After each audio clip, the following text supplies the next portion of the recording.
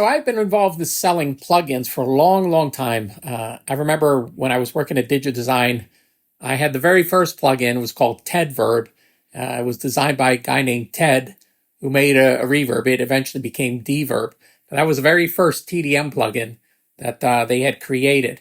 And over the years, plugins they've gotten better and better. But they were back then they were like $800 or $500. I was a Waves dealer and sold their Mercury pack, which that was like, I don't know, $10,000 or so.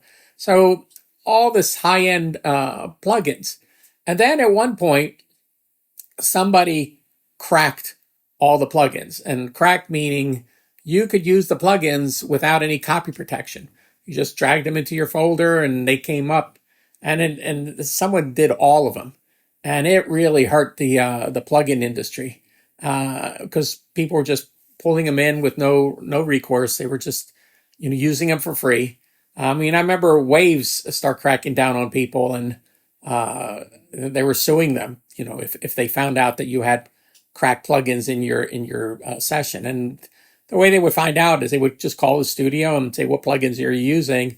And I want to make sure you have them for us to use. And if you said Waves and you weren't registered, they'd sue you. So it was kind of a sticky situation.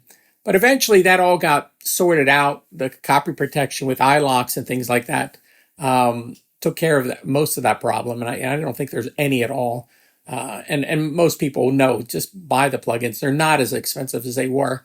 And, there's no reason to use cracked plugins because you don't get any updates or upgrades or anything like that.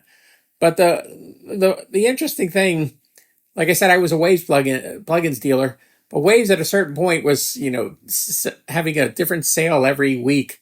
You could get the plugins for $10 or $25 or $50. So they were discounting them. And as a dealer, it didn't make sense for me to be involved anymore because it just wasn't enough profit for the aggravation of what you had to do to, make everything work.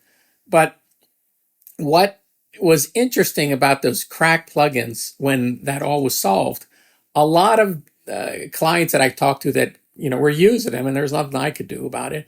They were complaining. They go, "Oh no, now I got to buy all these plugins," and I would ask them, "Well, you didn't pay for them to begin with. That was one thing, but on the other side, how many of those actual plugins did you actually use? You may have had hundreds or thousands of them, but how many did you actually use day to day? That you really need?" And a lot of them would come down to only a few that they used all the time. And I said, well, then just buy those few that you use and don't worry about the other ones because you weren't using them to begin with. And they kind of say, yeah. A lot of people say, yeah, you're making sense. But the thing that's going on right now, and I said this in the comments, is I think people are collecting plugins like baseball cards. They're collecting them and they're not using them. And really, some of them you don't really need. They have different colors and different, visual feedback. But how many EQs do you need? How many dynamics do you need? And I think if you apply the same kind of argument or to someone, how many of your plugins do you use daily? And do you need all these extra plugins? And unless they're doing something to the sound that no other plugin can do, I don't see the point. And I think it's bogging down the creativity in production because people look at all these options of all these plugins and they try to figure out which one would be good and which one. But I've talked to a lot of studios that I deal with, and they've gotten it down to the ones that they use, and that's that.